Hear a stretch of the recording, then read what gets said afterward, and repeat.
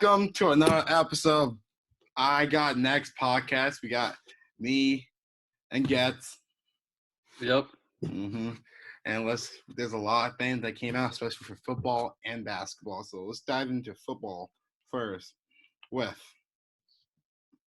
the NFL schedule coming out. Getz, are you pretty confident in your team this year, or kind of worried about the schedule? I'm worried about the schedule. I didn't like this at all. And I think 2 and 4 from our first 6 would be good. The first 6 are hard, and then the schedule lightens up a little bit. We start off with the Falcons at home, winnable game. 49ers away, going to be a tough one. Cowboys, going to be a tough one. The way I see the NFC East, if we could go split the division, go 3-3, we'd be pretty lucky because the teams around us are getting better. Like the football team, the Cowboys getting Dak back, and the Giants, upgraded a lot this offseason. So 3-3 would be pretty good for our division. Then away the Chiefs, you can already write that off as a loss. Home versus Panthers, winnable game, and away versus Buccaneers. So 2 and 4, 3 and 3. 3 and 3 would be a good start with that. And then the schedule lightens up a little bit for us, and then we can win some more games. Okay. So if you were predicting the record right now, what do you think the record would be? I'm gonna go 7-10, 6-11, that range. Okay. Well, I'm a favorite team.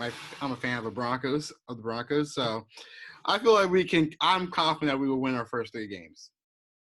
This first game will be a difficult one because we're not sure about the Giants and Daniel Jones. Like if Daniel Jones play trash like I expect him to do, we'll win that game. But that defense and the receiving core and Saquon's coming back, that's something to be scared about. But the O-line that which they haven't improved on too. So that we're hoping if the O-line can be just as will be bad, if Drew Lock can or Teddy Bridgewater or whoever we start on week 1, maybe ARodgers, Mm-hmm. or not Deshaun Watson. We'll get to that later, but yeah, but week 1 is Giants. I feel like that's a win. Week 2, Jaguars against Trevor Lawrence. Jaguars are not going to be playoff ready right now because they're at the start of rebuild. So that's dub. Jets, they're a joke. Terrible for the Jets. Yeah, nah, that's 3. And then we play the Ravens and Steelers. Those are back-to-back losses, and then Raiders. I am confident that we'll beat the Raiders because the way they got rid of the O-line and how they didn't have a good draft this year. And also they lost who was the receiver? They lost some receiver who's better than Henry Ruggs, and Henry Ruggs is overrated. So Lost Aguilar. Yes, Nelson Aguilar. He was I'm pretty sure he had more touchdowns than Henry Ruggs, and Henry Ruggs only had 1 touchdown all year long. So, but they do have a good running back core with Kenya Drake and Josh Jacobs. So, and they also have Darren Waller, but the defense is not the best. And Derek Carr, he's I can't say I say he's average, he's up and down. Up and down. So then Browns, that's gonna be a loss because Browns, I feel like they're a Super Bowl contender if they can improve that defense. And then Cowboys, football team, that's an L right there. And then I feel like the Cowboys will be a close win, but I feel like mostly every single time the Broncos play the Cowboys, we always win. So I'm gonna give the Broncos a win over the Cowboys. Eagles, okay, we don't have to talk about that. Chargers, this will be a more closer one. I feel like depending where they play at. If they're playing at Denver, it's going to be a win. But if they're playing at LA, it's going to be an L. So I'm going to have those 2 games against the Chargers split. And then Chiefs, it's going to be an L at home. So it's going to be an L at both of them, yeah. Yeah, and Lions, that's going to be an easy one. Bengals going to be an easy one. Raiders, again, like I say, Raiders suck. Chargers. I already talked about the Chargers and the Chiefs. That's going to be an L, sadly. I would like to say it's going to be a dub, but so let me just count this up real quick. So 1, 2, 3, 4, 5, 6, 7, 8, 9, 10. Oh, am I counting this wrong? Sorry. No, there's 17 games. If that's what you're confused about? Yeah. 3, 4, 5, 6, 7, 8. I guess we do have a really easy schedule. 9. Yeah, you're playing a fourth place schedule. So are the Eagles as well, but every time I just didn't like the order. It can be a big thing, the order of the games and what kind of stretches you go on. Bro, the way I'm saying all these games look like we're going to go 11 something. That just doesn't sound right for me. So I'm like, okay, I'm gonna give one loss to the Broncos against the Raiders, and that's going to be at Las Vegas. So that would make it more like a 9-7 or 10 and 9-8 and 10-7 seasons for us. So. Oh, I actually had this backwards. Yeah, the Eagles' start to the season is so hard. Here's the thing. So in our first 6 games, we play the Falcons, Panthers, 49ers, Chiefs, Buccaneers. I just said that out of order. The ones at home are the 49ers, Chiefs, and Buccaneers. I think they'll beat us at any venue. And then the ones away are the Falcons, Cowboys, and Panthers, all away. So that's our first 6 right there. So to go 2-4 from that maybe would be good. Yeah. I feel like the Eagles, they might surprise. Jalen Hurts will probably surprise some people. A lot of people I don't know what everybody's off the Jalen Hurts bandwagon now since Carson Wentz got traded. So I feel like people are saying oh, Jalen Hurts is gonna do terrible there. But I'm confident Jalen Hurts and Devontae Smith. A lot of people I mostly see Giants on TikTok. Giants fans saying on TikTok oh man, Devontae Smith is gonna be a bust. So now they're saying that if they would have gotten him, they're just mad that Howie outplayed them. Mm-hmm. But Jalen Hurts is going to have to improve. He can't just be the same guy he was last year, and that's not going to work for a whole season. Well, the thing about him last year was he burst onto the scene and had a few starts where defenses couldn't really prepare for him. But now they're going to be prepared for him. Now they're going to be spying him. And that 52% completion is not going to cut it. Yeah. So that number's got to go up. And did he had more fumbles than who was it? Daniel Jones with less games plays too. Wow. And Daniel Jones has butterfingers. Mm-hmm. So if he can improve on that, at least if he can show that he can throw the ball on a decent level and get out of avoid pressure, show that he can be. I'm not saying being like Lamar and Kyle Murray, but at least show your scrambling ability can be good. So you can. And what I'd like to see with him, similar to those guys, is Nick Sirianni drawing up designed runs for him. Mm-hmm. We're gonna need that in our offense. That'll be huge. Thing is, the only thing the Eagles want something to watch. You don't want to see them get blown out. Make the game at least competitive. Yeah, I think they're gonna be competitive in a lot of games. People didn't like the way the Eagles was playing last year against a football team. Oh no, they gave up on that one. But I think they're going to be competitive. But they're just not a 10. Anybody who has double-digit wins written down for the Eagles, we had a decent offseason, but it's just not good enough to turn that team that we had last year into a playoff team. That's ridiculous. Mm-hmm.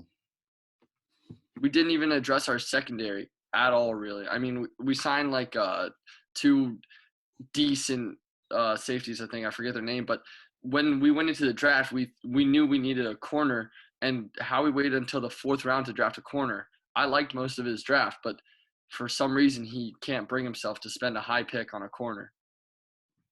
Yeah. But do you think if the Eagles don't make it, you think the Eagles? You think Howie Roseman feel like he's more pressure to get fired this year? No, he's got no pressure because he's best buddies with Jeff Lurie, so they'll never fire him. because like his couple of draft mistakes. Come on, it feels like he has to have unlimited job security at this point if he's not fired already. After not drafting DK and Justin Jefferson. Right. I'm surprised how the Raiders GM still in office too. But isn't their GM literally Mike Mayock? Yeah, he used to be like a TV host. He used to be the TV guy. These guys that criticize all the picks of the NFL draft, then they try to be a GM once for themselves, and he ends up stinking. Mm-hmm. Yeah, but let's just get on to the next topic. So what are the games in the NFL season are you most likely to look for if you want to look back at them? I know there's some games I'm really looking forward to see, but let me go over. First game I really want to see, besides the Broncos and Giants first week 1, because I want to see who's improved more from the third-year quarterback Daniel Jones or Drew Lock. So, but I also want to see Sam Darnold revenge tour against the Jets first week 1, him versus. Oh yeah, that's a great one. Mm-hmm. Then Browns versus Chiefs rematch right there in week 1. That's going to be an instant classic right there. And also we can go look forward to week 4 and see the big one, Patriots versus Buccaneers. That's the big one right there. Yeah, Brady returns to New England. Yeah, I was going to say that one as well. Also, for us, just us in general, right? Broncos Eagles is going to be a huge game on it. That's going to be so much bragging rights because they only play each other once every 4 years. Yeah. So that one's going to be like in your Super Bowl form while we were just like 2 years off of Peyton Manning. So, but this time we're both terrible. Yeah, one game that I was looking forward to, but I wish it was way earlier, was Trevor Lawrence versus Zach Wilson. I was actually interested in seeing that 1 versus 2, and just for Eagles fans, one that I heard a lot of people talking about was Eagles going to Las Vegas to play the Raiders, because that's so many Eagles fans are going to want to make that trip and spend the weekend in Vegas with the football game. Yeah, that's for sure. But all the good ones, like you mentioned, Tom Brady returning to the Buccaneers and Sam Darnold, Tom Brady returned to the Patriots and Sam Darnold returning to the Jets. Like a lot of motivation here. Mm-hmm. Another one. What was it? I'm pretty excited. I don't know why, but I'm excited to see Packers versus Bears. See if Justin Fields gets a chance to play, and will be Aaron Rodgers too. Might not be Aaron Rodgers. Might be Jordan Love playing. So seeing that matchup against those two elite defense. Yeah. I'm just interested to see guys like that. Anyway, I'm interested to see Trevor's first game. I'm interested to see Zach Wilson's first game. I'm interested to see Justin Fields' first game. So all those guys, all those new quarterbacks. Mm-hmm. I'm pretty sure there's more in mind, but I can't really think about it. Besides Cam Newton returning to Carolina, that was going to be a great game. But what week is that? I got to check. If it's too late in the season, I tell you, Mac Jones might have the starting job. If it's late in the season, Mac Jones is going to be the QB for that, but we'll see how Cam plays. Cam could come out hot. After week 1 of last season, and even week 2 when they played the Seahawks and went to the very end, I was like, dang, MVP Cam is back. Yeah, everybody was like, he's going to be MVP. And then it was just when he got COVID. As soon as he got COVID, that when he starts slowing down. Yeah, true. Then he got lost to the Broncos, lost to teams that they should be winning. So it was a very disappointing year. That game's gonna be week 1, 2, 3, 4, 5, 6, week 6. Yeah. So that's week 6. Okay. Mm-hmm. That'll still be Cam. Yeah, but those are the games I'm really looking forward to. But my eyes, I feel like a team that's going to surprise most teams. I'm not going to say Broncos. I'm not going to be biased like that. Okay, we're going to leave that. I'm going to leave that for later on when we get ARodgers, Deshaun Watson, or Drew Lock becomes the next Peyton Manning. But But one team I feel like is going to be a surprising team. It's going to be the I feel like it might be the Bears. Not Bears. Vikings. Vikings. I feel like they might take the division this year. With them getting their Man, that's a tough division. Mm-hmm. Especially depending if Green Bay comes back intact with ARodgers and everything, and the Bears now having a quarterback they actually think can help their offense tick a little bit, because their defense has always been elite. It's always just been if their offense can move the ball. That's a tough division. I can't surely say that the Vikings are going to be good. I can be confident that the Vikings will be good this year. They have the players. Their only thing they can improve on is the offense and offensive line and their defense. But with most of their players coming back from like COVID, like opt out of the season and stuff like that, like Daniel Hunter opted out of the season, and some of their players were injured too. So like I feel like when everybody's there and healthy and ready to go, they can. I feel like this season, just in general, is so much up for grabs. Like a lot of these divisions look so tight. Yeah. Yeah, but let's get to the next topic right here. So the Packers offer ARodgers the Max contract extension, give him like all like it doesn't show the detail. The article I saw didn't show the detail of the contract, but it was the max offer. So I'm assuming it's like it might be a Dak Prescott contract or Jared Goff contract or a Patty Mahomes contract like that. So, so guess your thoughts on this? You think ARodgers will sign a contract, or you still want to get traded? You know what? There's some theories out there on this. One thing that I heard is that this was Aaron's plan all along, and that money solves all. And he was just trying to position and angle for that big contract. So I do think ARodgers will end up signing that huge deal with the Packers and returning. I don't think it was necessarily planned, but I think in this situation, money is going to heal all that disrespect that he felt. I feel like the first thing that will happen for ARodgers to return is if they fire the GM, and then he would return. That's what I feel like is going to happen first, because ARodgers said that he didn't say he doesn't like the head coach. That's not the problem this year.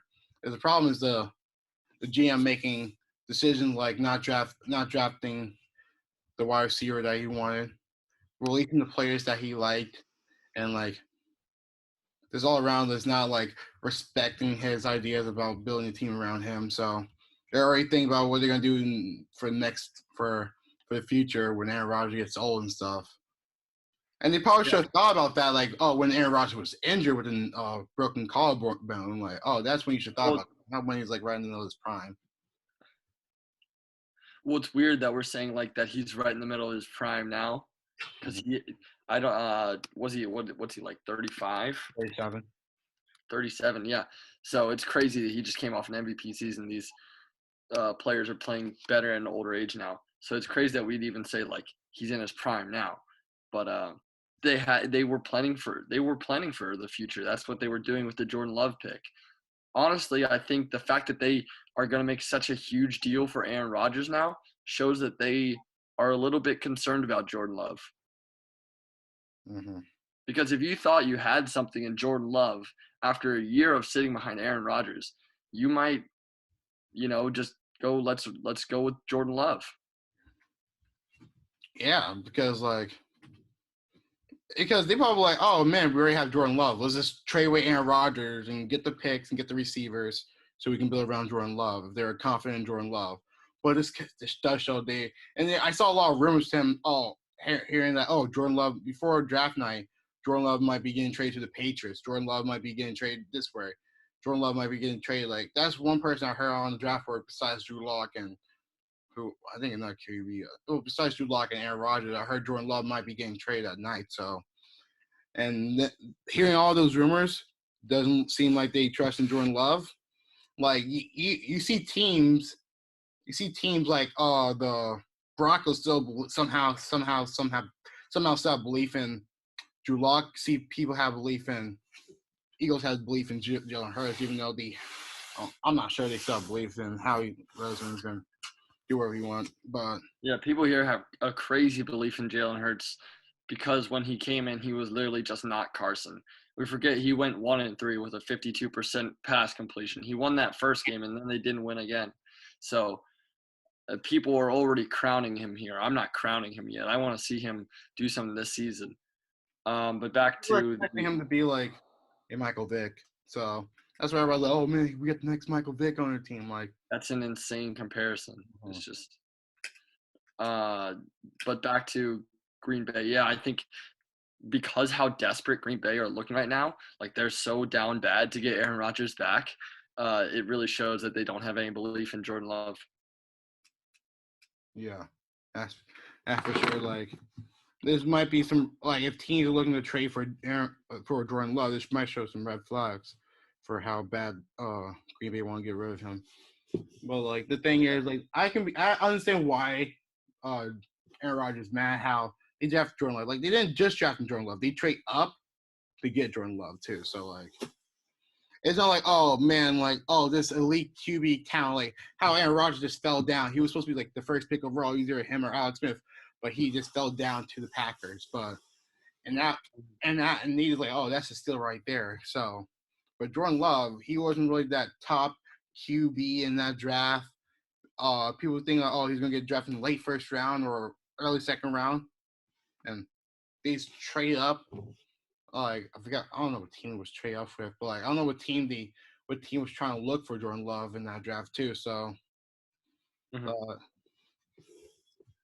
fact they had to trade up to get Jordan Love, this believes something. I can understand why Aaron Rodgers is mad, pissed at them. They could have had like players like Ben Ayuk, Chase Claypool, E. Higgins, KJ Hamler, like all those players who were still left in the second and third round. And Levis turned out to junior too, so I'm not trying to get anybody else there because they couldn't get Justin Jefferson by then. Because, Eagles, I mean, sorry, not Eagles. The Eagles didn't draft Justin Jefferson. They forgot to draft. Vikings drafted him, so yeah. But I understand why. If I was Aaron Rodgers, I'll also be mad about them not getting my weapons and stuff. But I like, you also can't be mad. Like, Aaron Rodgers still has some decent receivers besides Devontae. Like Devontae Adams is elite receiver. Right. I think decent receivers. Hearing this guy complain about like weapons or whatnot is so crazy to me. It's not necessarily about weapons though. It's about, pieces all over, improve the defense here or improve this part. But when it comes to receiving options, he cannot complain. He has Lazard at number 2, Valdez-Scantling at 3. Like, that is a great receiving core. But do you know his tight end? I don't know who his tight end is. I cannot think of him right now. Yeah. Yeah, but like and also his running backs. He had 3 good running backs, 3 starting caliber running backs on his team. Yeah. With Aaron Jones, Jamal Williams, and AJ Dillon. Oh. Mm-hmm. Like, if they could have just left Jamal Williams and Aaron Jones leaving, he's still good with AJ Dillon. So I don't know. I can see why he complained about the defense, because last year, like the season before, 2020 season, that's when you can complain about the defense, because like that's the reason why they lost was the defense. So they lost to a team that only like ran the ball or did like timely mistakes versus the Buccaneers cost them, but they still had 3 takeaways. Mm-hmm. But like the thing before, like where Scotty Miller burns Kevin King before half, that just can't happen. Yeah. And that's what they drafted this year, corner, so that won't happen again. But what's so crazy is to think that Aaron Rodgers has no blame in the fact that he loses all these NFC championships too. He's always underwhelming. You never see a great performance from him in those games. Mm-hmm. Yeah, like when you're first and goal over incomplete, second goal incomplete, third and goal incomplete. You had 3 looks at the end zone, incomplete on all of them. Yeah, and you can't blame. And then he you already got one head coach fired, like, and you're gonna try to put blame in your new head coach already, the coach that you looked out to get too. So can't just blame him for your losses too. And yeah, but like and then when he gets to a new team, like on teams like the Broncos, like, oh, you really want to trust like Vic Fangio be your new head coach over oh man, what's Matt What are you, the Packers head coach? Yeah. Matt LaFleur? Matt LaFleur, yeah. You rather have Vic Fangio over Matt LaFleur, the same Vic Fangio who coached the Bears defense against your Packers. And, you know, you can see record-wise, didn't really work out too well for them. So yeah, but we was already talking about this earlier, but guys, what do you think Cam will you said sorry. What do you think Cam will be able to play against his former team? Yeah, what we say, it was week 6? Yeah. Yeah, I expect Cam to come back new and improved this year with the ton of new weapons that the Patriots do get. I mean, they completely restocked in free agency, and they continued to get better in the draft as well. In the second round, they drafted Christian Barmore, who a lot of people had a first-round grade on, mid-first round grade, and they got him for an absolute steal. So they got better on both sides of the ball. And I think a lot of what happened to Cam last year was unfortunate timing, but also he had no weapons. Those guys just didn't get open. Yeah, so he would have to force a throw or whatnot. And now he's got, just some of the additions that they made this year, Nelson Aguilar, Hunter Henry, just some of the ones I could think of. They had another tight end. John Smith and Hunter Henry. Yeah. Yeah, but his best receiver last year was just Julius Edelman, and that's just saying a lot. And everybody knew the tight end situation was horrific. Terrible. Yeah. So getting Hunter Henry and Jonathan Smith was getting Jonathan Smith was amazing. Then when I heard they got Hunter Henry too, that was so long story short. Yeah, I think he will play the Panthers. He'll get his homecoming. Mm-hmm. The homecoming that we want to see. Like, I wish they could have had that earlier in the season, but that's like, hopefully he won't play bad in those first 5 weeks, so he'll be able to play against the Panthers. Because that was. I actually think. Well, we can't possibly know this. It'll all be about how Mac Jones comes along and what he's already showing Belichick. If he's showing him he's ready, but I actually think Cam Newton has a pretty long leash before Belichick yanks him. Mm-hmm. Yeah.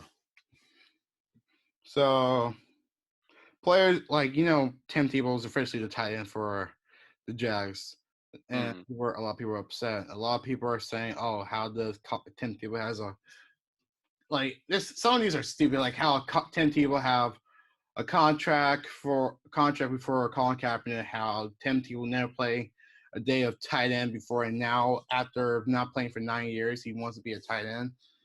And I can agree with the second statement, how he never played tight end before, and now we got kids who've been playing tight end all their life and don't get the chance, but like, oh, you're just a coach's favorite, so you just get a tight end job even though you never played tight end before. So, but the second statement I just don't agree with at all. Got your thoughts on this? Not the second statement. The first statement I don't agree at all. Yes. It's not guaranteed a roster spot. He's still going to have to make it through camp and make the team. But the difference between him and a Colin Kaepernick is he's willing to compromise. So he realizes he's not QB. He goes, I'll try tight end. I'll put myself out there. I'll try something new. And he's still going to have to work just as hard as everybody if he wants to make the final roster. And the reason that Urban Meyer brought him in is because he wants to change the culture a little bit. And Tim Tebow can help do that because he's really a leader. He's really a top guy. And also that'll be he'd be a good mentor for Trevor Lawrence, like how to how to get from college level to NFL level. Like even though Tim Tebow couldn't really make that jump, he would tell Trevor Lawrence what to do and what not to do. Like try to be a mentor to be on his shoulder. Like I'd rather have it'd be nice to have someone like Tim Tebow on your shoulder and then having like a veteran who's still playing, who's afraid of you taking his job away. So having someone who's very retired and like don't really have to worry about him being like, him like rejecting you or hating you.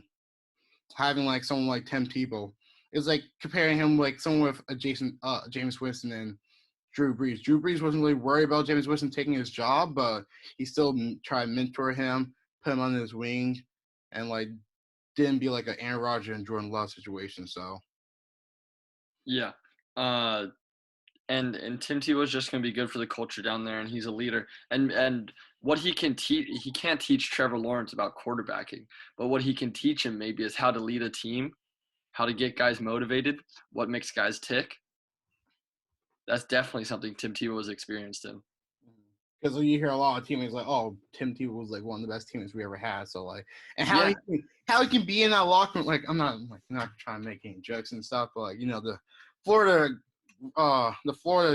2018, not really the best locker room there. You can know the names out there, Aaron, but I think there's a ton of guys on that team that ended up.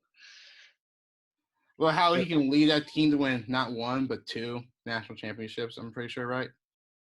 I'm not sure on that, but I know he had at least 1 national championship, 1 Heisman. And just remember the speeches from Tim Tebow. You've seen I remember because he played 30 minutes for the rest of our lives. 30 minutes for the rest of our lives. Like he could get you to run through a brick wall. Mm-hmm. Yeah. And the iconic photo of him with the mud all over his jersey. Yes, 2. He won 2 national championships. Wow. Mm-hmm. And also, he beat the Steelers too. No, 3-16. Never forget about that. First play of overtime, 75-yard touchdown. Then we couldn't pull up the upset against the Patriots, but that'd be amazing. Dude, imagine that. He came in, he took over the starting job after they were 0-3, took them to 8-8, made the playoffs, won a wild card game, and then you just never get to start again for the rest of your career. Mm-hmm. That's so crazy to me that he didn't get an opportunity anywhere else. Well, I think he didn't work out with the Jets, and then he tried with the Patriots, didn't work out. Then he was trying out for the Eagles. I remember that because I was excited because that's when I first moved to the Philadelphia area. I was like, and I went to like one of the practices, and I saw Tim Tebow there. I was like, oh man, he better make the team. But Sam Bradford took the starting role, took the last spot before him. So yeah, the thing about Tim Tebow was nobody would really want Tim Tebow to be your backup quarterback because he just has so many fans, and the second you mess up, they're going to be looking over your shoulder like, put in Tebow. So the fact that he's a tight end now is actually probably pretty comforting to Trevor Lawrence. Yeah, that's probably most teams don't want Colin Kaepernick to be their backup QB because you got. The reason for that is all the talk is going to be about Colin Kaepernick. None of it is going to be about your football team or what you need to do. Yeah, and they're probably like, oh, and then you got people like, oh, well, imagine the amount of white girls be getting on their team, like a lot of fans on their team. Not trying. But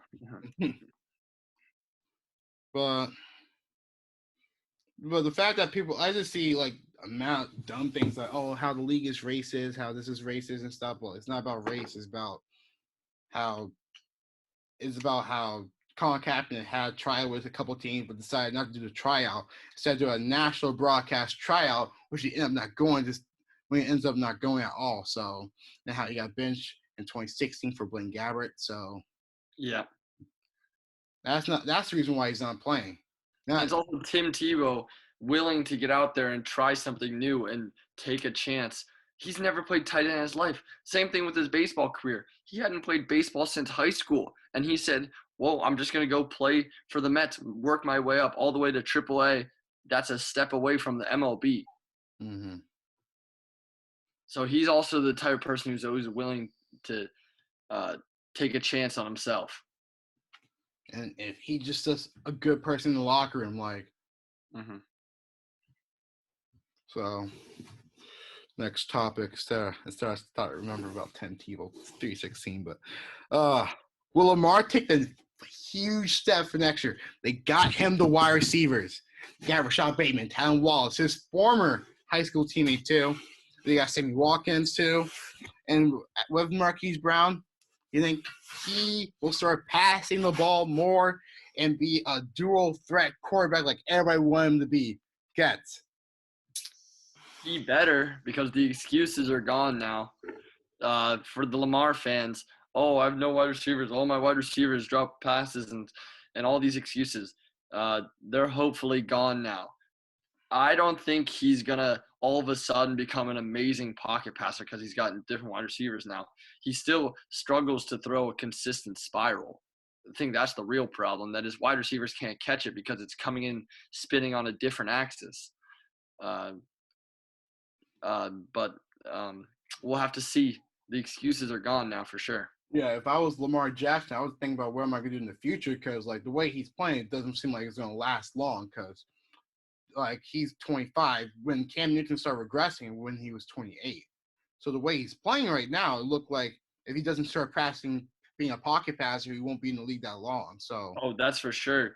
And we see it end earlier too with like RG3, but the scrambler type quarterback is a very it's not very durable because you're taking so many more hits than guys normally, and that can really wear on you, and you lose that speed over time. That quick first step, you're not going to have that forever. Yeah, that's why the Tom Brady's and Aaron Rodgers and Peyton Manning's last till like they're in their late 30s. This was another thing that I saw when Mac Jones got drafted. I saw people say, "Oh, how can you draft a guy in this modern NFL that can't move?" And I just thought to myself, where's the proof that mobile quarterbacks work? The pocket passers are still winning. Tom Brady went to the Super Bowl. Patrick Mahomes is not a mobile quarterback. He's a quarterback who can run if he needs to. The difference is a mobile quarterback like Lamar Jackson, he's always looking run first. Mm-hmm. You haven't seen a quarterback win a Super Bowl. That is truly mobile.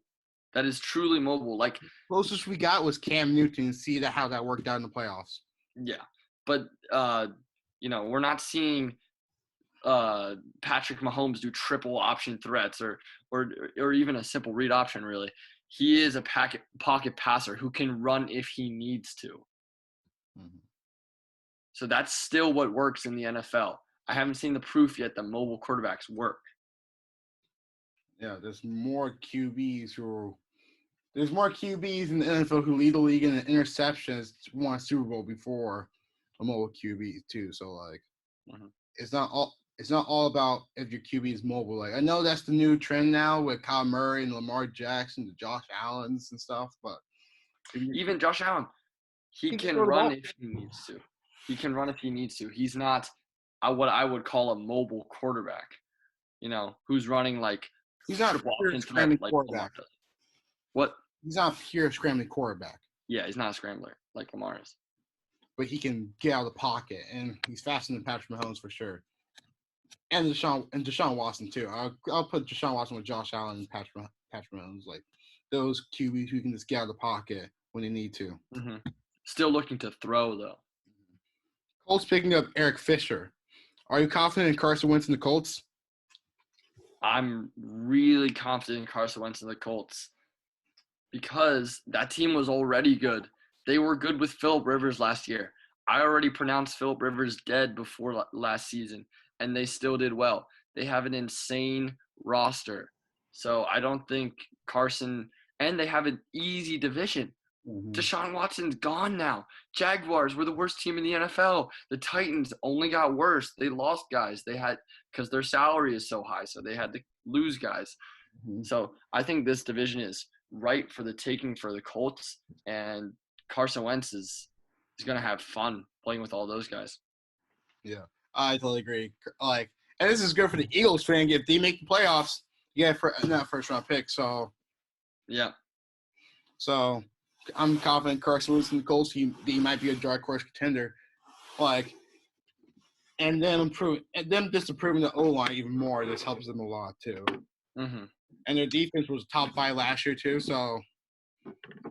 Yeah, there's no reason to expect that their defense is not going to be as good as they were last year. Besides, Did they get more weapons? Because that's one thing that I thought they could improve on a little bit more receiving he's options. getting more weapons. That's the thing. That's the only problem with them. Yeah, that's.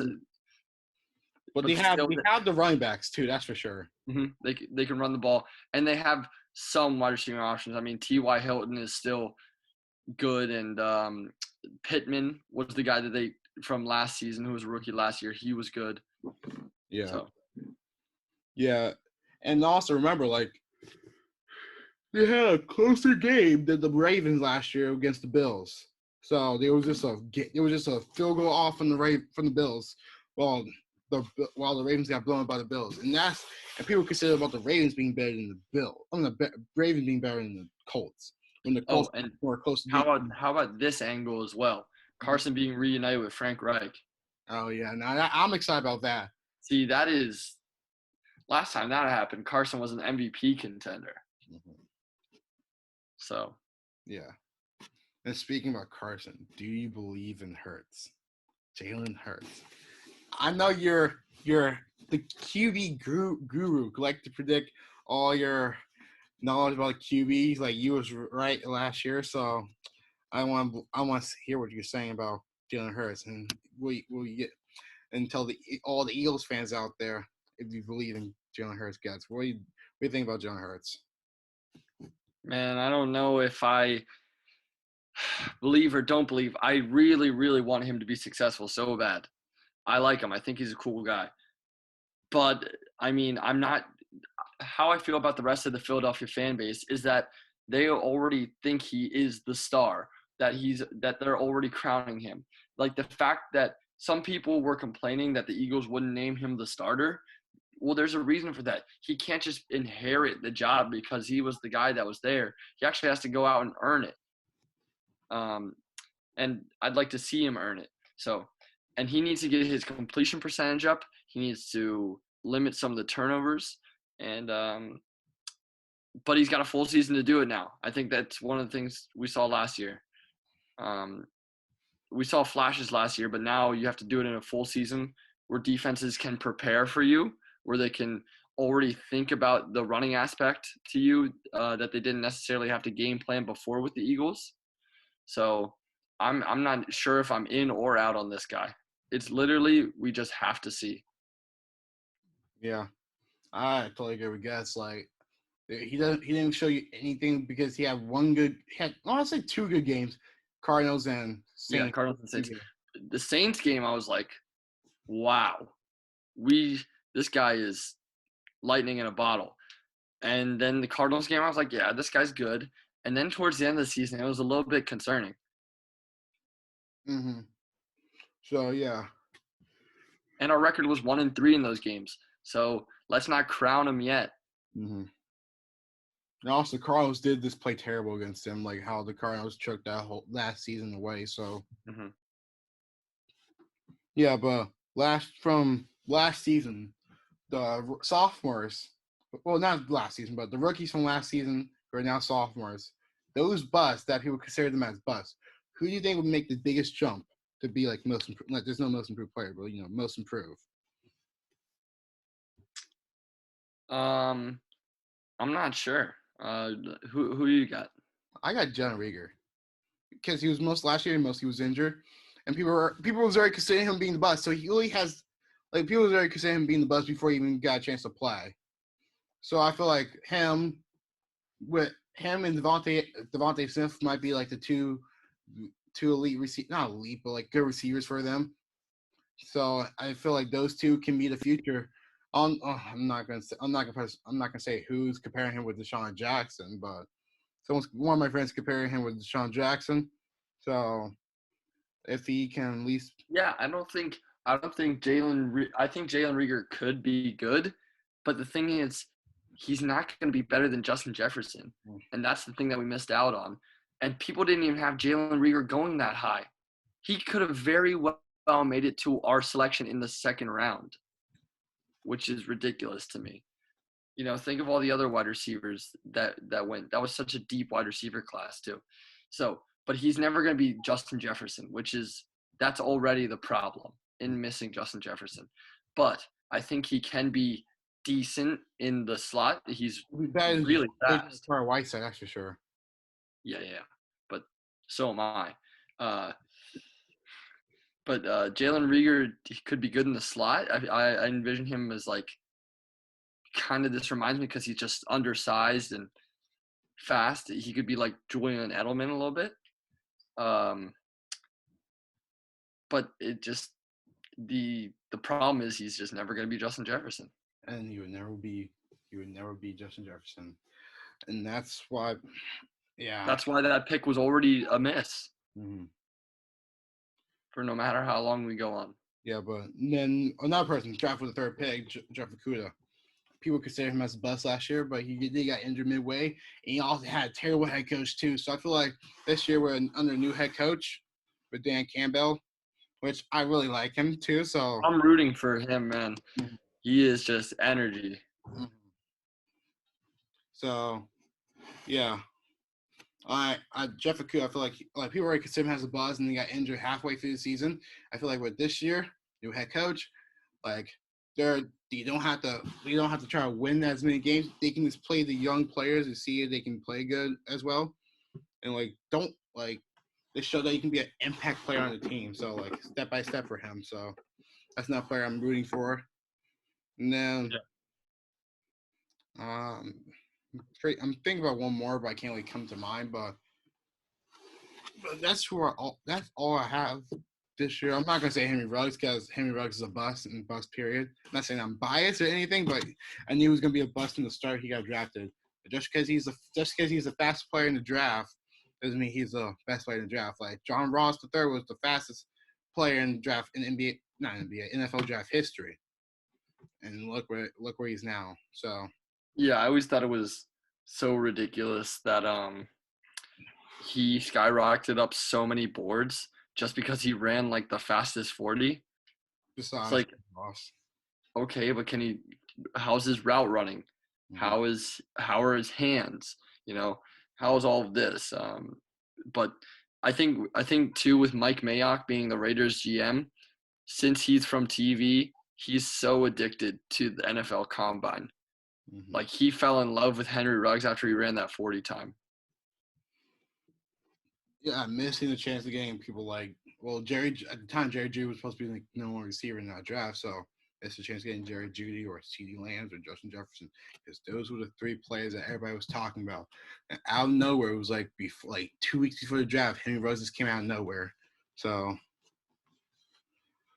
yeah, but he's just gonna be a bust for me from every single year. So, don't have no confidence in him being good at all. And I can't really think about anybody else. People. Okay, I can say Tua, because people are already writing Tua off the books, but Tua's not. I feel like Tua's going to make a huge step this year too. So he was underwhelming at parts last year. He did get benched for Fitzpatrick a few times, which was not a good look. The Broncos.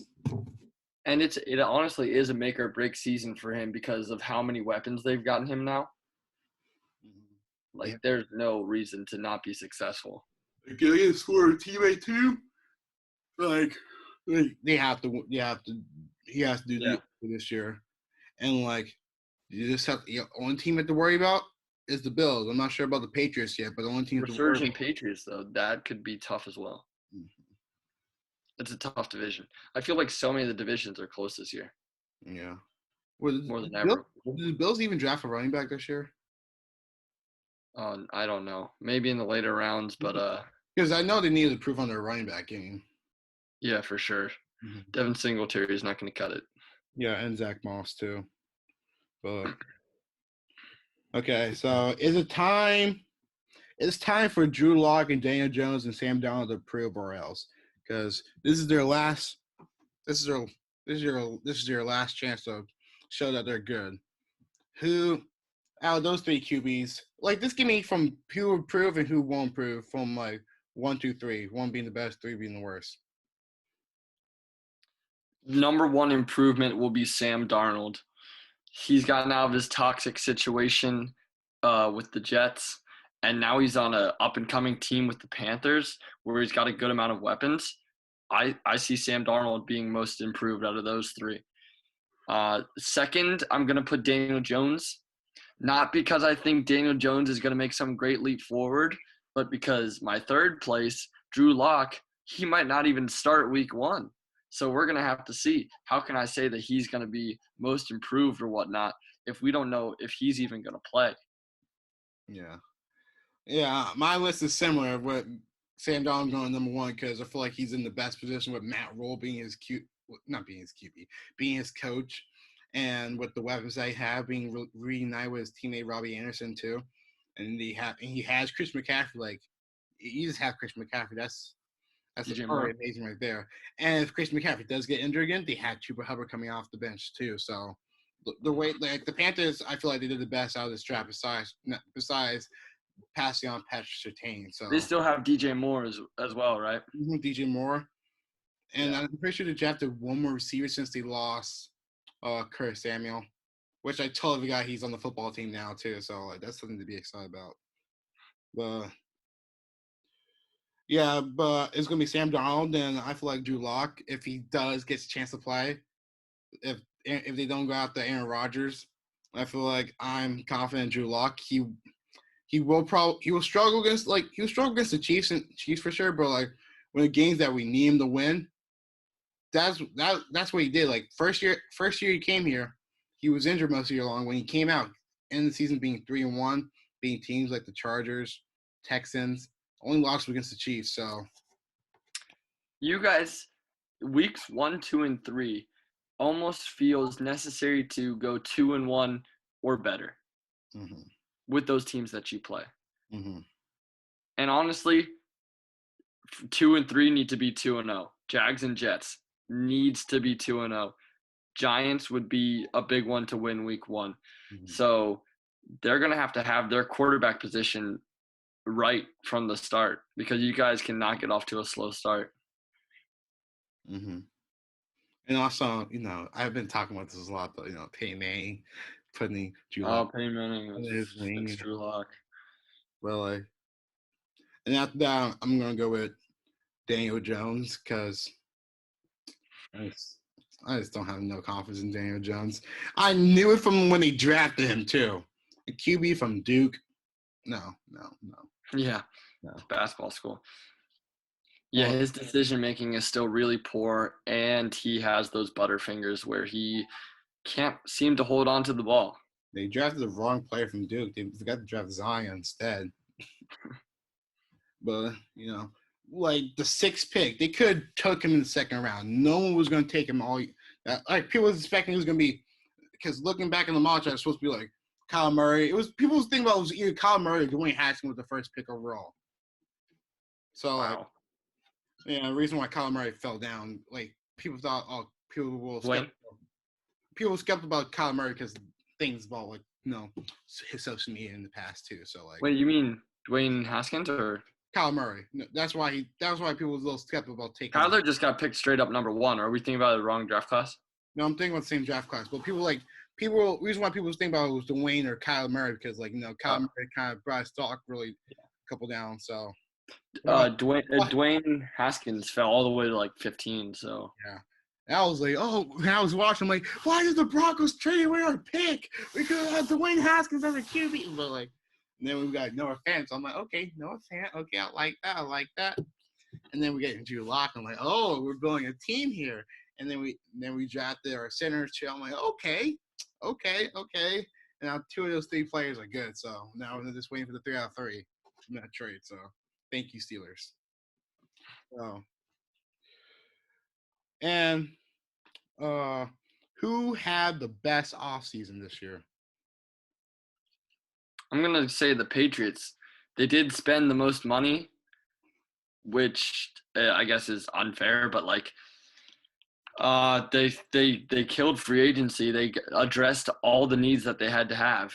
And then I think they had a good draft as well. I mean, we're not going to grade their first round pick until he plays. But even going on in the 2nd round, they got Barnmore from Alabama, who a lot of guys had as a 1st round grade actually. And I have to check the rest of their draft here, but I remember seeing their draft was consistently graded high when I was looking at things, and I liked it too. Yeah, for me, I'm not gonna say the Patriots because you kind of stole mine, but another team I would say would be the man. It would be the man. This is the way the Patriots improve. I can't really say anybody else is better than them. I'll say Panthers had a close one because the way they did in their draft, it was amazing in my eyes. But I just gotta look back at the teams. But another team I think that they're amazing were the Giants. The way they got the weapons and they improved on their defense too. We're getting a Dory Jackson too.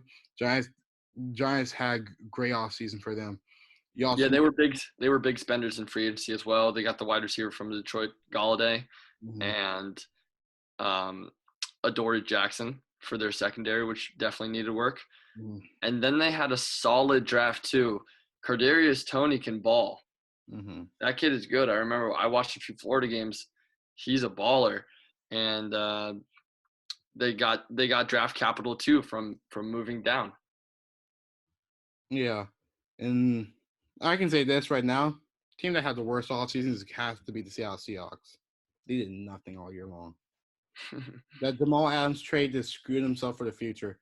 And I know my brother's gonna be mad from me saying that. He's probably gonna bring up Super Bowl 48, but like the Seahawks did the worst out of this offseason. I feel like they still be competitive this year, but like they lost people on their defense. They overspent on some players and didn't have any draft players and didn't have any draft picks. And then when they drafted someone, they drafted a wide receiver, which they didn't at all. So, and most importantly, they didn't fix that O-line. Russ was literally begging them to fix the O-line, and they did nothing. And there were so many offensive linemen up for grabs this offseason. At that point, I would if I was Russ after that draft, I would ask for a trade too. But and another shout could be, depending especially on how the Aaron Rodgers situation ends, is the Packers.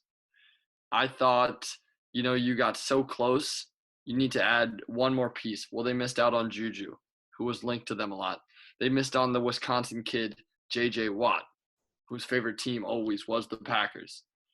And I don't think they got better this offseason. And if you're not getting better, you're getting worse. And then to top it off, their quarterback is disgruntled, potentially wanting to leave. Yeah, I totally agree with you.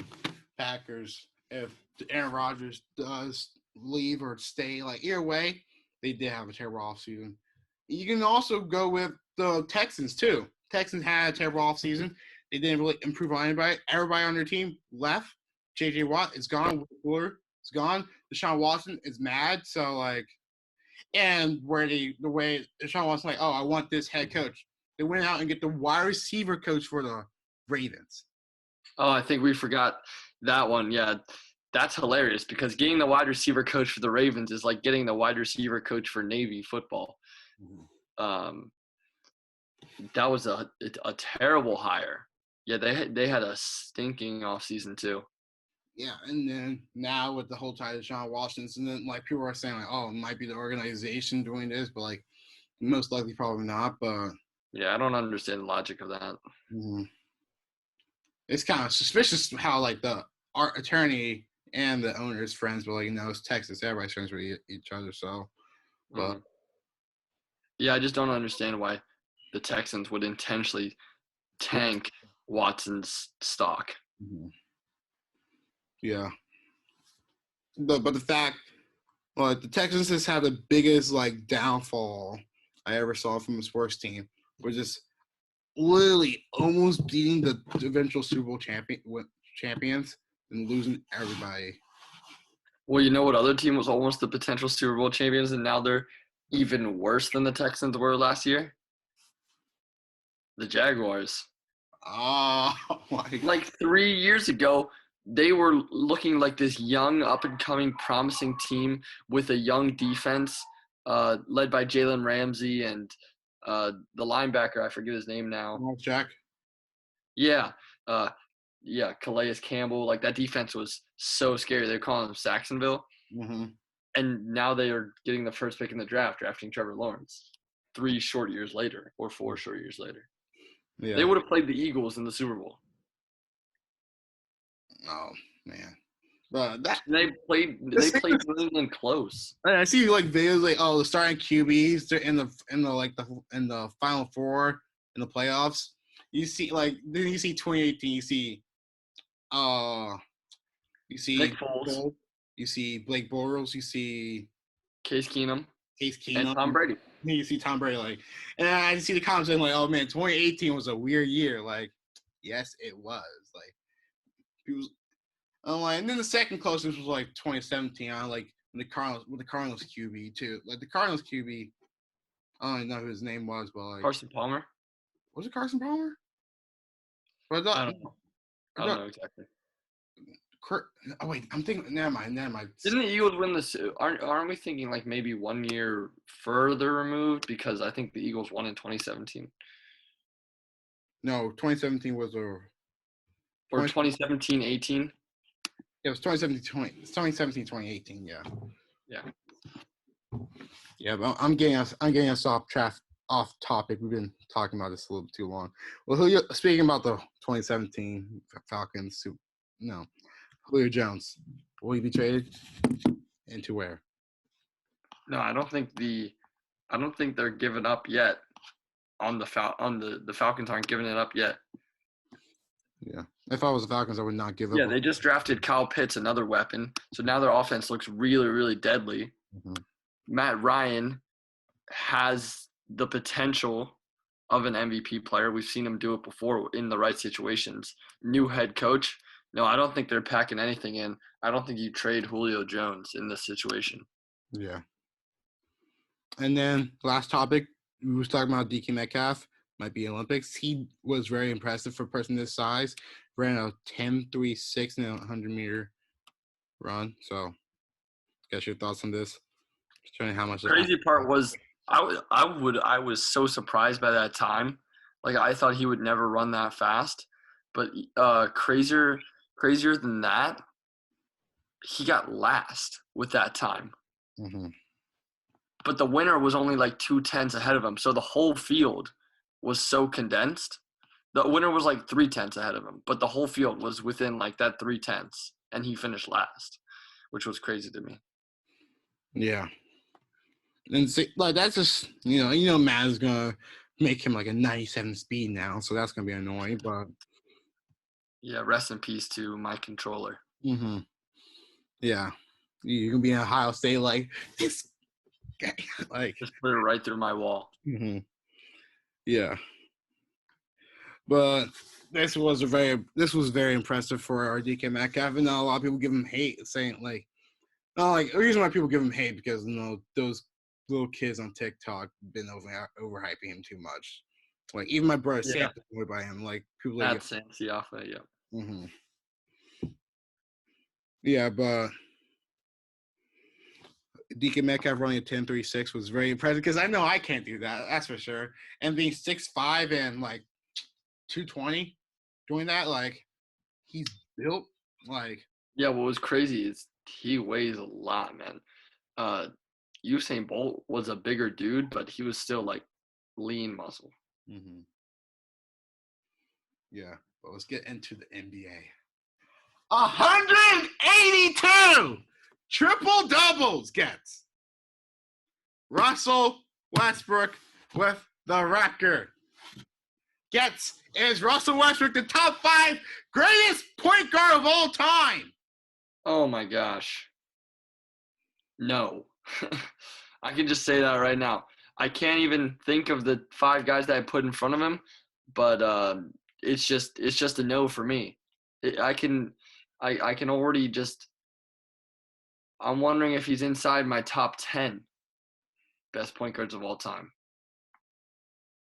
I mean, with 1 MVP and limited playoff success, I mean, it's going to be tough for me to do anything there. Yeah, but for me, I won't put him in my top 5. I'll put him in my top 10. I'll put him probably 8 or 9. Because I think that's fair. There's some players who didn't win a championship is better than him, but I can confidently say that he's better than John Stockton. That's for sure. I can confidently say that. What? Mm-hmm.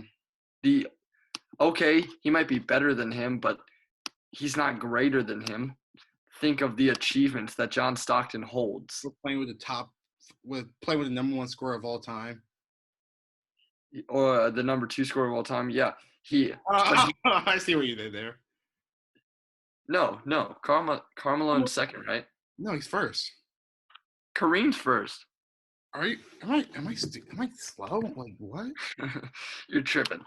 But John Stockton's got to be part of the reason that Karl Malone is so high. John Stockton's the all-time assist leader, all-time steals leader.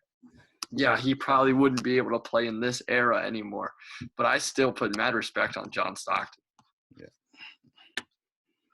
Yeah, I don't really have too much respect for John Stockton. Maybe, yeah, I love watching 90s basketball games too. Like, I probably name the start for every single team in 90s basketball, 80s basketball. Maybe can go up to 70s. So, but like, not like I'm putting disrespect on the older generation, but I don't really see John Stockton. I'll put it would be like I know Chris Paul for sure, top 5 easily for me. So Chris Paul is above Russell Westbrook for you. Yeah, for sure. For me too. And then above both those guys, Steph Curry. Steph Curry for sure. Yeah, for sure. Steph Curry's got to be. Steph Curry is my number 2. The reason why he's not number 1 is because Magic Johnson exists. Yeah, Magic Johnson also maybe not that Finals MVP too. So like 0. You know how many LeBron has? 4. 4 for 4. Mm-hmm. On 3 different teams. I'm not trying to sound like LeBron sexuals right here. So, but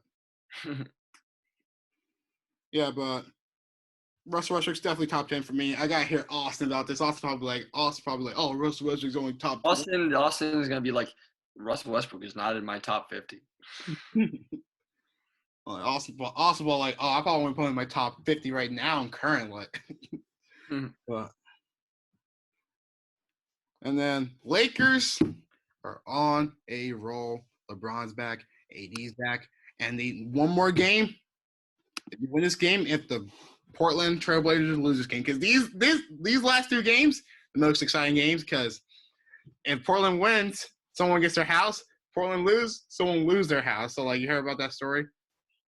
What? I hadn't heard about that. Oh, so someone made a bet, and if the Blazers don't win 42 games, he'll lose his house. And they have 41 games. That's so dumb. Mm-hmm.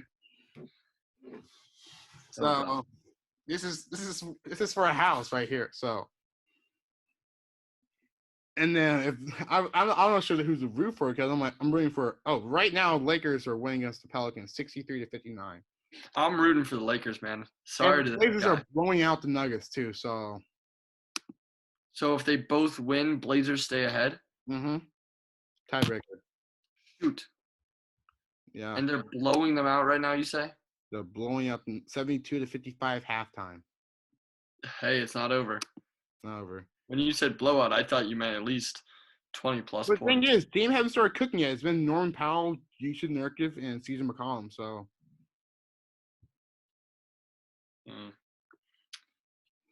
Yeah, but I'm gonna root for the Lakers right here because I want to see LeBron out of that playing tournament because we LeBron versus. Oh, that'd be amazing to watch. Steph Curry versus LeBron playing a tournament. Playing tournament? Yeah. Yeah, that would be the one upside to it. But also the you also see Dame. But if the Blazers lose, you see Dame versus Steph in the playing tournament too. So you still get 2 good matchups there. So. Yeah, and then. But I don't see the Lakers winning the championship from the play-in tournament with extra games. That's going to be too hard on them. Mm-hmm. And then having to play a top seed coming out of it, like, it's going to be an absolutely brutal run. I will say this. When LeBron does pull it off, it's just another thing to add to his resume. Yeah, like, did Jordan ever won as a 7 seed or 6 seed? No, LeBron did. Yeah. When he's 37, not 37, 36. Like there just needs someone else to step up. If someone can step up consistently, it's supposed to be Kyle Kuzma, but he's too inconsistent. Yeah, they are so dependent on 1 and 2. They are so dependent on 1 and 2. And you saw it again when LeBron was out. Mm-hmm. AD's not that guy. He's not ready to do it by himself. He can't do it by himself. That's like when like it's not like when he was on the Pelicans. Like when he was on the Pelicans, he was like the man. Like he did everything for them. But not leading to a crazy amount of success. They were always a low seed in the playoffs. It wasn't until DeMarcus Cousins came. Yeah. Mm-hmm. So, and after last season, people got a little crazy. They're like, oh, well, LeBron's got a top 3 power forward of all time as a teammate. It's like, that's just ridiculous. You would have never said that. How he came from not even top 50 to top 3 of all time. Like, that doesn't make sense for me. Yeah, like, on the Pelicans, nobody would have said that, but now he plays with LeBron, and LeBron makes everyone look so good. They're saying these ridiculous things like, oh, he's a top 3 power forward of all time. It's just, no. One season does not make that. And he was great in his other seasons, but putting up stats on a bad team is a lot different to having to carry your team to actually be successful. Yeah. Let's go on to the next topic here. Defensive Player of the Year. Bam Adebayo came out saying like, "Oh, I should be Defensive Player of the Year." So, guess I'm wondering who's your Defensive Player of the Year. Looking at the stats, it's probably just going to be like Rudy Gobert again, but that's boring, right? Nobody wants to see that. I'm just hoping it's not Ben Simmons.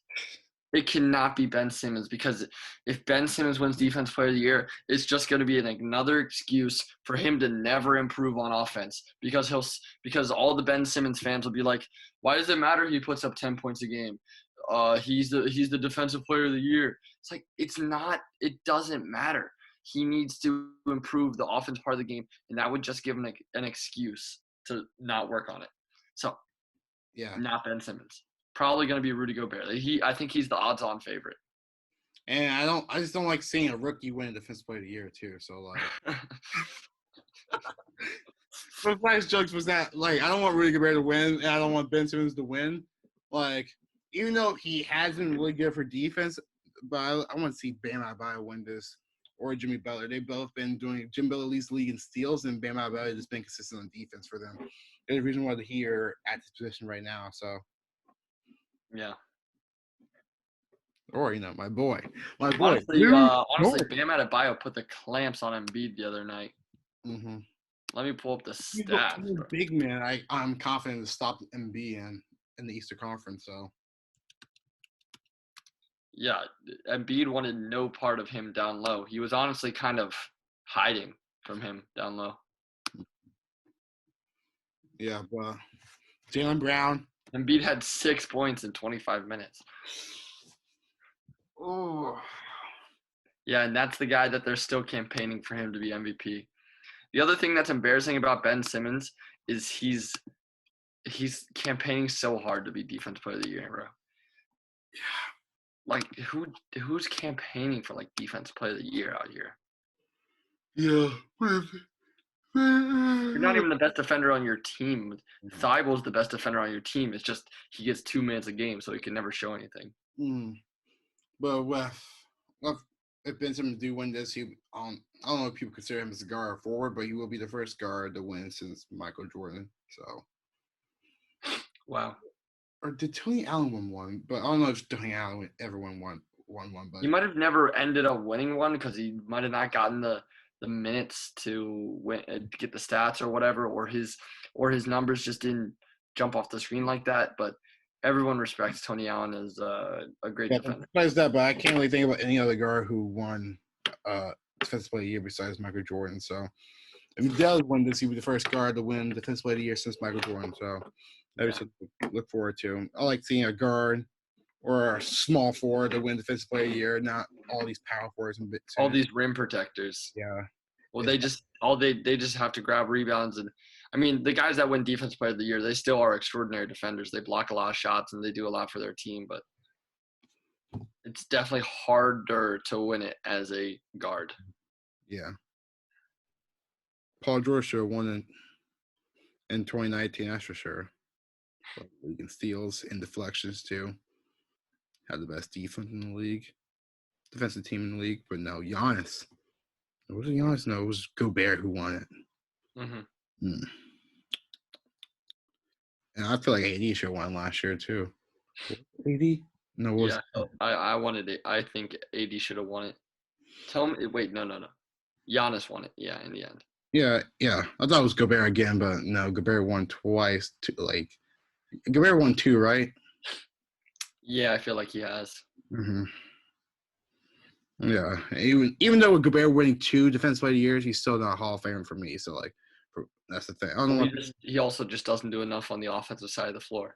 Like Shaq say, oh, kids, you can just kids if you just score 9 points a game, he still win. You still make $100 million in NBA. So you got this, okay? Yeah, you also have to be born at 7 feet tall. So good luck with that one. Yeah. Okay. Oh, yeah, Jaylen Brown is out. Your thoughts about this? Will this affect the Celtics' run? I feel like they will. How long is he out? The rest of the season. Wow. Well, they really can't.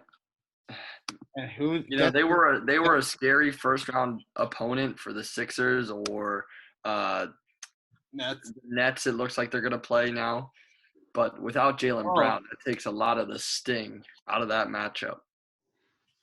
The best part of this, guess who they play in the play-in tournament? The red-hot Washington Wizards. Oh. They might even fall out of the playoffs. Losing the Wizards, then lose to a team like the Hornets or Pacers. But I want to see this play. I want to see this playoff format right here. Celtics versus Sixers first round. Celtics on the Sixers, but I know the Sixers are gonna win, but like there's still an exciting matchup to see. Joel will be happy, like, oh, we finally got a win over the Celtics. So yeah, the thing that is going for the Sixers right now, having the 1 seed, is hopefully they won't have to get too beat up in rounds 1 and 2 because it does take a lot out of you if the series goes to 6 or 7 games. If I was the Sixers, I'll be rooting for the Wizards to beat the Celtics because I feel like well, no, because you'd want the Celtics to win so that they could be 7. I feel like the Celtics are not really a threat. Like I feel like the Wizards are more a threat with Russell Westbrook and Bradley Beal, but I just don't think that I'm saying for money, Nets versus Wizards, Russ versus KD. We want that. We need that. Oh, that'd be an awesome matchup. But Joel's gonna eat the Wizards alive down low. True. Yeah, so that's the thing there. My eyes, I feel like the only way you can stop the Sixers if you stop Joel. No, not Joel. You don't need to stop Joel. Joel's gonna do his thing, but you stop the players around him. Like he can drop 50 points at all if you want, but if his teammates are only shooting inconsistent and selling him, it's like playing against LeBron. If you stop his weapons around him, LeBron can drop the triple-double, the 30 points. Like it doesn't matter. I feel different about that. I feel like if Joel's cooking and he's getting to the free throw line and he's dropping the point that he needs to drop, well, then you're going to have to double him, right? And that opens up his teammates. So, but when I think you can win is when you shut down Joel with a guy like Bam Adebayo. You need to have that guy if you want to stop Joel. Sure. And then his teammates are really not open because they can't work off of Joel. Yeah. But let's get into who are you scared in the playoffs right now? So, guys, who are you more scared? Who are like belated? Like, who are you scared? What star players are you scared of in the playoffs right now? Are you scared of Steph Curry on his run? Oh, LeBron James, playoff James? Scared of MVP Jokic or MVP Embiid? Or are you scared of Russell Westbrook and his triple doubles? Like, who are you scared of coming in this playoffs? I think the Heat are a team to watch. Yeah, they're coming in blazing hot. So, and especially if you're looking from a Sixers perspective, I mean, we wouldn't face them until the 3rd round, but that's a scary team to see. That's the team to upset the Nets. So, my eyes. So. Yeah, well, they currently looks like they would play the Bucks round 1, and they already upset them last year. So let's see what happens there. Like you don't know. I'm not as scared of the Nets as everyone is. Their stars have played They're frauds. 7 games together. They're frauds. I feel like the Nets are the biggest frauds. I Yeah. won't be surprised if they lose to the Knicks second round. So Also, DeAndre Jordan's not handling Embiid down low. It's not happening. he's gonna get baby. It's not Clippers DeAndre Jordan. It's not even Maddox DeAndre Jordan. If you want, like, Yeah. but they cannot seem to be on the floor at the same time. I think I heard it today. They must have played like 7 games together where all 3 of them. we haven't played a game with each other since February. So it's ridiculous. And then they think they're so good that they could just step on the court in the playoffs, not having played with each other, and just immediately get the hang of it. Mm-hmm. I'm looking for an upset. Second round, Heat or Bucks beat the Nets. Knicks? Oh wait, Knicks play the Sixers. Never mind. Yeah, Knicks would play the Sixers. Oh, bro, I've been wanting to see. Nets playing winner of Heat versus Bucks. Now that should be concerning for them. Or upset, bigger upset. Wizards upset first round. Oh, Russell Westbrook gets his revenge. Now that would be nice to see, but that's gonna be have someone else to step up on the Wizards, and no one's gonna be able to guard. Like only person who Russell Westbrook is the only person to be guarding Kyrie Irving. Bradley Beal plays terrible defense, and KD, no one's gonna be guarding KD. So yeah, Harden. Who's guarding Harden? Yeah, you could put Russ on Harden, or you can put Russ on Kyrie. You can really pick your poison, and then the other one gets to feast on Bradley Beal. I'll put Russ on Kyrie because James Harden is known for choking in the playoffs. So yeah, but the person I'm scared of is not Russell Westbrook. It's playoff LeBron. Playoff LeBron is the scariest thing that's coming.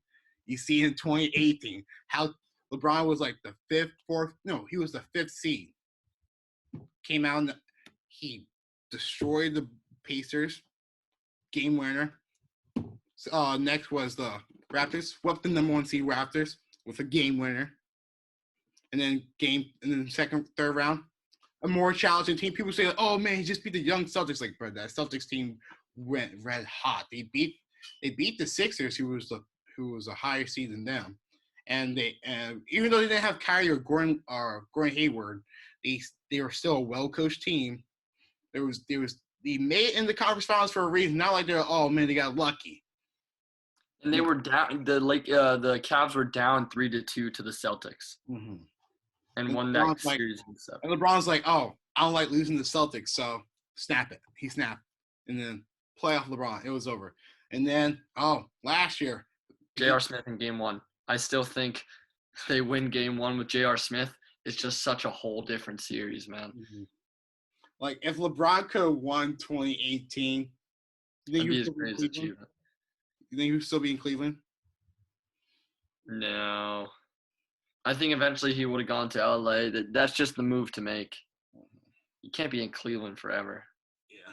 And I don't think he would be like, "Oh yeah, I want to run it back again with this roster." Mm-hmm. It's like, no, those guys were bums.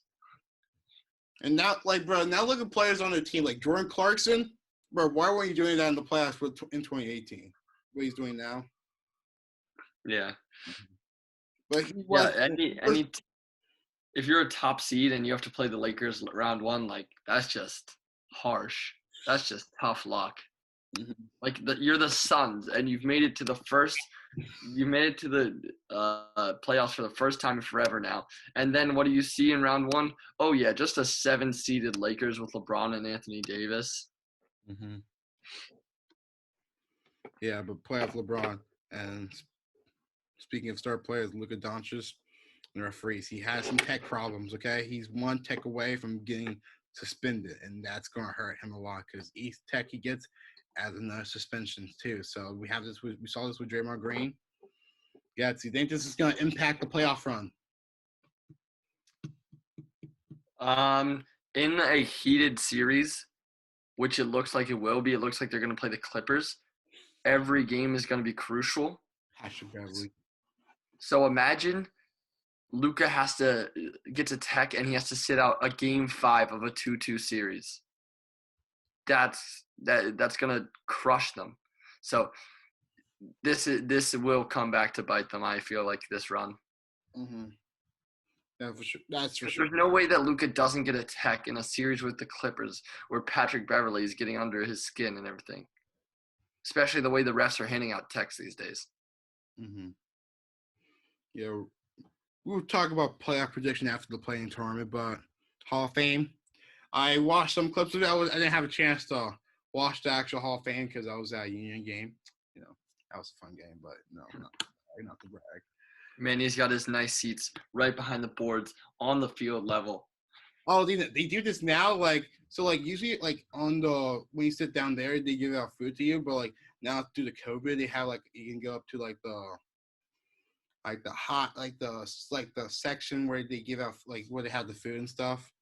I sat up there the whole entire game because didn't feel like getting hit with the ball. So one time my mom almost got hit with the ball sitting down low. So, bro, that's so cool that you're literally right there and the ball can come at you. I was kind of hungry too because I didn't eat all day long, so I was just there eating food. So,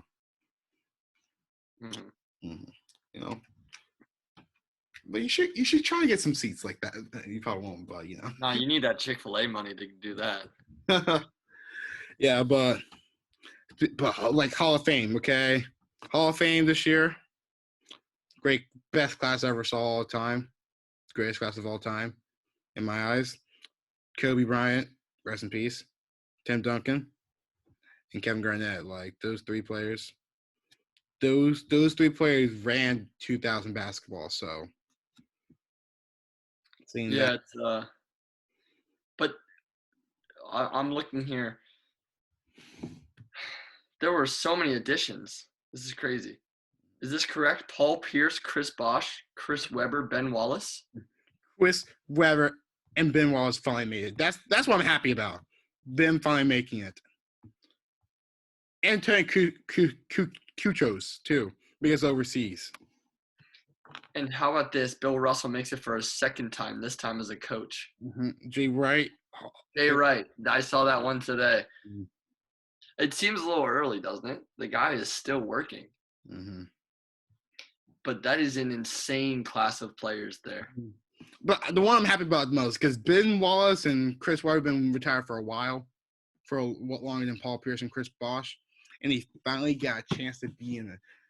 I thought, and I'm still waiting for another Piston. Oh my gosh, I'm waiting for Big Shot. Chauncey Billups? Yeah, Chauncey Billups. Big Shot, Chauncey Billups. Yeah, he's still not in the Hall of Fame, so.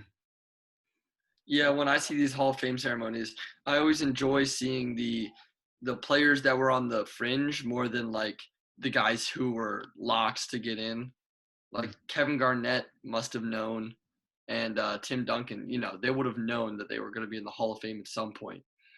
But it seems to mean more to the guys like Ben Wallace, who were on the outside looking in, or Chris Webber. Yeah, the reason why Chris Webber wasn't in because probably the whole time Michigan incident with the scandals and stuff, and how they vacated his college season. So, also just lack of playoff success in his career. Yeah, the closest is when they rigged the game against the Kings and Lakers. So, but if that's how the NBA does it. NBA didn't want to see Brooklyn versus Sacramento. No, not Brooklyn. New Jersey versus Sacramento, even worse. Yeah, they don't want to see that. So the NBA is like, oh, let's let Kobe and Shaq get another one. So that's how Get said last podcast. That's how the NBA work. They like to make these stories and stuff. So like that. So. Yeah. Yeah, but this next Hall of Fame class, I'm excited about this. Especially about especially want to see what ESPN had to say about Paul Pierce. So,